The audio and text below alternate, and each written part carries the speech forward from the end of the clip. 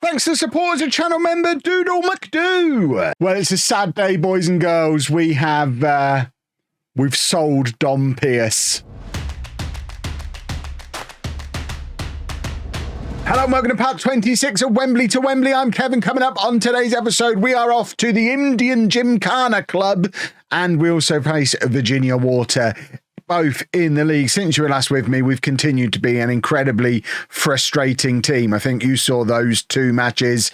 We then lost the next one, had the now traditional month off, 21st of October to the 21st of November with no football at all, where we won some friendlies, but came back, struggled against Burnham, did beat Hanworth Villa, but then lost, and then won a couple of matches. We're very up and down. Meanwhile, while we're very up and down, Ascot United and Rayners Lane are just starting to win match after match after match and are starting to put out a little bit of a gap at the top of the league, which is not ideal.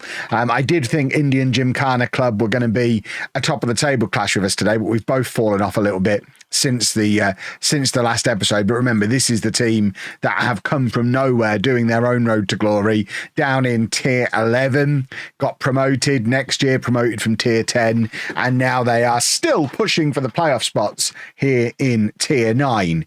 Let's go and find out a little bit more about them. And as you would expect from something called a Gymkhana Club, the picture on Google is very, very fancy. They are nicely within the M25, not a million miles from us, actually. There's Wembley up there, and Indian Gymkhana Club is down here. If we zoom in, okay, they've got Amazon Fresh, very fancy. Let's zoom in and work out where the football pitch is. Let's spot a football pitch. In fact, that what I thought was a football pitch is actually a hockey pitch. So the football pitch is here. It's next to the London Institute of Martial Arts. So it's a nice little sports facility, including motorcycle training nearby, and also right next to the A4, which I think is where the paper came from. Just, that's top tier stuff. So if we try and get to somewhere where, I don't like that it's labelled football field rather than football pitch, that troubles me. But I think if we drop down here, we should be able to see the football pitch, which, again, I think that's the hockey Astro, and I think that's the football pitch all the way over there. I assume that's a plane flying through the sky and not just entirely stationary above the area. I mean, I can't see. I guess we have to put into context the fact that this was a tier 11 team. This is proper low down the pyramid. Presumably in this version of the future, there have been a few upgrades. There is a banqueting suite around there, which is very fancy. Look at all that. Put the rubbish in the skips. For goodness sake, there you go. The clubhouse is through here. Can we go through the secret bridge to the clubhouse? I don't think we can. We'll just hang out by that cement mixer. Either way, we need to win today.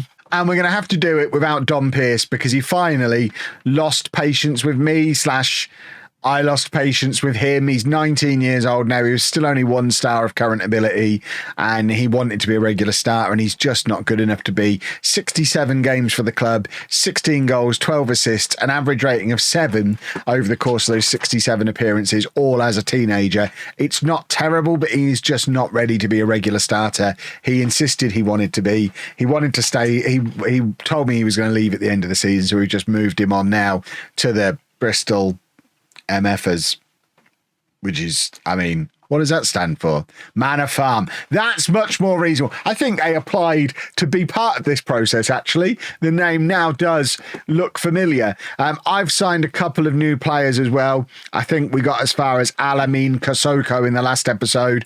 We've now brought in Joe Freeman, who's a decent-looking striker. 3 goals from his first 5 appearances since joining on loan from Portchester. Tom Chambers is a right winger who's on loan from Swindon Supermarine. Who's come in and again looks pretty useful on the right hand side, and then Chris Bell can play anywhere midfield or right hand side of midfield. He's joined us also from Swindon Supermarine on loan. I imagine the two of them are car sharing and also competing for the same spot in the starting 11. With those transfers, we are getting closer and closer to getting our wage budget back under control. It's not quite there yet, but it's not a million miles away, and this is the team we're sending to Indian Gymkhana Club. It's Banda in goal, a back four of the youngster Jacob Donovan. Remember, this is the lad who is he the lad Is he the one who looked really good? He can't be. No, this is it. I thought he was the left back that was... Who on earth is the one that was great the other year then, who then got his name changed? I've brought the wrong one up here. We were short of a left back. Oh, it's Mike Camera. He's the one thought I was bringing up. He's out on loan. Oh, well, Jacob Donovan gets the opportunity anyway because I mistook him for his mate. He's in at left back alongside Turpin, Wood and Gray. Everett on the left, Martin and Franklin in midfield, Odo on the right, and then Beattie and Bayliss together up front. Bayliss is demanding more game time. We had got Canerva into the team again, but Bayliss wants game time or else he's going to go off in a huff. And he is a useful player for us to have. You would think playing with wingers, Bayliss being a big meaty boy up front who's really good in the air, you'd think he would be thriving in this team. And he's not playing badly. He's just not scoring as many goals as Canerva has been. Maybe we have to go with Bayliss and Canerva and drop Beattie, but Beattie has also been solid, if not spectacular this year. We've got too many good strikers. That's the problem. I just mentioned we brought a decent one in on loan as well. I think I need to... I might have to reach a point. If we somehow manage to avoid getting promoted again this year, I might finally have to give up with trying to push the young players. We've had 4 years of trying to build some heroes, trying to push our own youth players, the likes of Dom Pearce, Sean Martin, Canerva, Donovan, Russ Eddy. There's lots of them. Maybe we need to stop pushing them and just bring in a bunch of non-league journeymen and get promoted. Because sooner or later, we've just got to get promoted, haven't we? The board are on the verge of walking out on me because we're £500,000 in debt. And...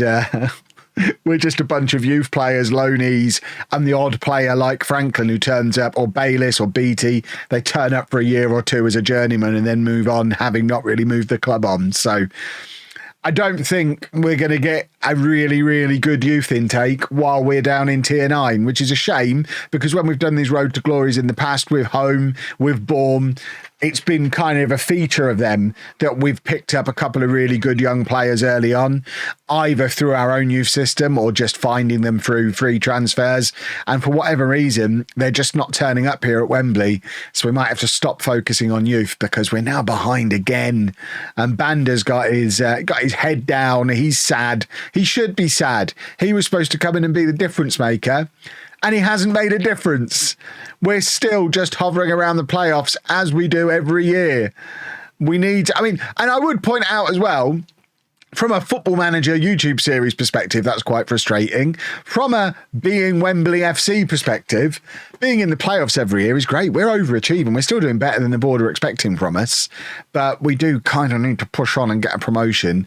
Please and thank you. Odo with the corner, and nothing comes from it. And as it stands right now, we're falling out of the playoffs. We're going to go attack him, like properly attack him. We're going to push these two boys forward. We're going to go attacking, and hopefully that will make a difference. Weirdly, the situation we've got with Franklin in midfield is he's a natural ball-winning midfielder and central midfielder who can't even contemplate playing as a defensive midfielder. So I did toy with the idea of starting with the 4-2-4 with the DMs in, which is quite effective in FM24, but we don't have enough DMs to be able to do it unless we retrain Franklin or force him to play out of position. But Football Manager, being the little rascal that it is, will hamstring his performances if we play him as a DM, even though he's a ball-winning midfielder, central midfielder, and obviously can play as a defensive midfielder. It's the same role, just starting 5 yards further back. But, this is not ideal. At least we get to go to the banqueting suite afterwards, I guess, which should be nice. It looked nice. It had a nice tablecloth. Right, Odo with the corner, and it's just headed up in the air. I don't know what's going on. The only saving grace we've got at the moment is everyone's kind of beating everybody else. Certainly around the playoffs, everyone involved in this promotion push has already lost 4 or 5 games. So we can be a little bit rubbish now, as long as we figure it out in the second half of the season and stop being rubbish. Because the problem we've had the last couple of years is starting quite strongly and then dropping off. If we do that the other way round this year, that's a lovely goal from Everett. Then the advantage of starting badly and finishing strong is that you're still quite good when you hit the playoffs, assuming we have to hit the playoffs. And maybe that's the shape of the season that we need this year. maybe if we just come good second half of the season, we can go and win the playoffs. And wouldn't that be a thing? Right. We want more. We've got an equaliser. We haven't got an equaliser. We've got a goal back. Now we would like the equaliser. Franklin just struggling. I mean, maybe am I done with Franklin? If he's stopping me from playing the system I want to play, maybe I am. Right, we're bringing these two on. Canerva and Freeman are on. Different strikers. Let's see if different strikers can have a little bit more fun in front of goal. It's Donovan with the throw to Everett. And now Donovan with the cross, looking for Odo at the far post, who can't get proper contact with it, but it falls to Gray. And now Gray with the cross to Everett, who's hit the crossbar, and Joe Freeman is there. And that's her 5th goal since signing on loan for us, and an equaliser for us in today's game, which is huge. I think we stay on attacking mentality. We've looked really good since switching to the attacking mentality with the wingers pushed on. It's certainly getting Everett and Odo more involved. So maybe we do have to go down this route and just forget that Franklin might not be able to fit in it. Just force him into it. Kosoko can play defensive midfielder as well. So we could go Martin and Kosoko. We will take Martin off for now and bring Kosoko on. But maybe those two could start as our DMs and just push the wingers a little bit further forward, get them that bit more involved. Because the problem with playing this 4-2-4 with the centre mids is it is a little bit weak defensively, as you've seen there. Very attacking now. Come on, you idiots. We've dragged ourselves back from 2-0 down and now we're still going to lose the game. It's not okay. Demand more. More. Give me more. They're playing a wide target man and we're still not capable of beating them. What's going on here? We've gone very attacking, so obviously the highlights have stopped. And that's troubling. Right, we're going to the 4-2-4 with the DMs. I don't care. It'll give us a little bit more defensive stability. Franklin can either play in it or not play in it. I'll let him decide. But this form is just, it's so erratic. We shouldn't be sitting here outside of the playoffs at this stage of the season. The board are fine with it. I'm not fine with it. We're switching the system and we're going to beat the Virginia Water. Virginia Water are not going to know what's hit them. Just a little bit of further demonstration that the game also recognises that we're overperforming. Kurz and Ashton, who are in the National League, have just offered me a job interview. So that would be me leaping up 4 divisions. So clearly my good work here at Wembley is being recognised. We just need it to be even more recognised and lead to a promotion, please. So here we go then. New look system. Not on balance, that's for sure. We'll go positive. Means Martin and Kosoko as the defensive midfielders and pushing forward a little bit more attacking wise. Let's just make sure that we have the right winger in as well. Everett's been one of our best attackers, so we have to keep him in the team and make sure Canerva's on. This bench is a mess. Get Canerva in there and Donovan. Don't hit record until you finish picking the team, Kev. That's my tip. There you go. We'll go with that. So Banda in goal, a back 4 of Chadder, Turpin, Sinnott and Gray, Kosoko and Martin at the base of the midfield, Everett and Chambers ahead of him, and then Beattie and Bayliss together up front. We're playing Virginia Water. I haven't even looked where they are in the league.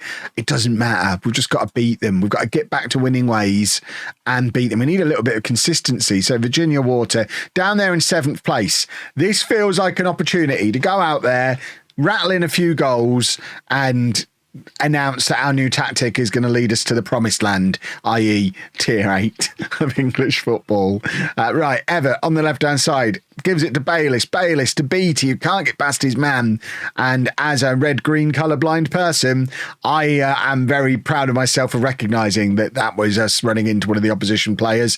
That time, thought that one was a good ball. Right, Chadder plays it forward, looking for the run of Bayliss, but it ends up back with Everett, who hits the cross first time. It's an absolutely bonkers cross. It didn't get anywhere near one of our players, but Chambers crosses in, finds Bayliss. Now Everett to Bayliss again, and Bayliss had about 4 attempts there, and finally got some proper contact on one of them, fires it into the back of the net. 4 minutes in, start as you mean to go on. We're all about attacking now. I mean, I'm tempted to just have the mentality as attack. If we're going to play a front 4, let's just have an attacking mentality as well. But for now, we'll leave it on positive. But don't be at all surprised if by the next episode we're on an attacking mentality as well, and we are properly going for it. So as it stands now, even after all of this rough form that we've had, we've still won enough games to keep us within touch of the top of the table. We're only 5 points behind. We're still sat in the playoff positions as it stands now. So I guess it's not all bad, is it? We're setting ourselves a very high bar and criticising ourselves and judging ourselves against a very high bar, when in reality, we're still doing all right. The fans are probably wondering why I'm continuing to tweak, because we've been playing so well this season. We haven't really been playing very well, but when we have our moments, when we play well, we play really, really well. And there have been a couple of times already this year where I felt like we were just going to run away with the league, certainly early on. It hasn't worked out that way, but maybe if this system clicks, this will be the system that drives us on, and we do go and run away with the league. There's still time for us to catch up Rayners Lane. Even when we were playing poorly, we went to Rayners Lane an episode or two back and picked up a draw and looked fine. So it's not that they're loads better than us. There isn't a team at this level who are loads better than us. We just need to find some consistency, which nobody has at this level, because all of the players are incredibly inconsistent. So consistency is impossible to find. Anyone who ever tells me they've done an unbeaten season at this level, I can only assume they are very good friends with the reload button. Because there's just no way you can go unbeaten at this level unless you're cheating in some way. Because there's no way to get any kind of consistency. On any given day, you can go out there and win 5-0 or lose 6-0 against any other team in the league. The fact that the team we've just played, Indian Gymkhana, are on a negative goal difference in 5th place shows just how mad the league is. Banda holds on to the cross that comes floating in from that right-hand side. I would feel a lot more comfortable if we could grab a second goal here. We started really brightly, but once again, potentially have taken our feet off the pedal a little bit. Chambers doing well to win the ball there. Now BT turning, playing it into Everett. He's got Chatter on the overlap if he wants to use him. Instead, he's turned his man inside out and deserved the goal there. Deal Everett is looking like a very, very useful player for us. We just need a little bit more end product from him.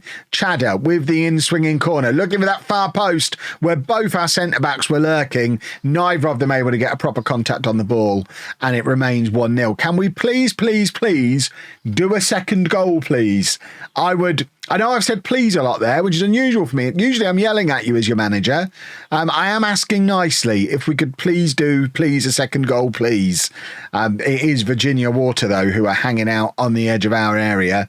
And we're pushing them back. We're doing quite well here. We're not giving them an easy route through to goal, but the fact that this is a highlight suggests that something is coming. Hopefully that something is going to be us winning the ball back and hitting them on the break. But the longer it goes on, the more I think they're probably going to score a goal. Although there is us winning the ball back. Here is the break. If Bayliss can find Beattie, for some reason he decided to go it alone and then run wide. This is weird from Bayliss, but he gives it to Everett. Everett tries for the cross. It's blocked. He's going to try again, I think. Plays it in to Sean Martin, who's joined the attack. And there is Kosoko, and our two defensive midfielders have combined, and it's 2-0.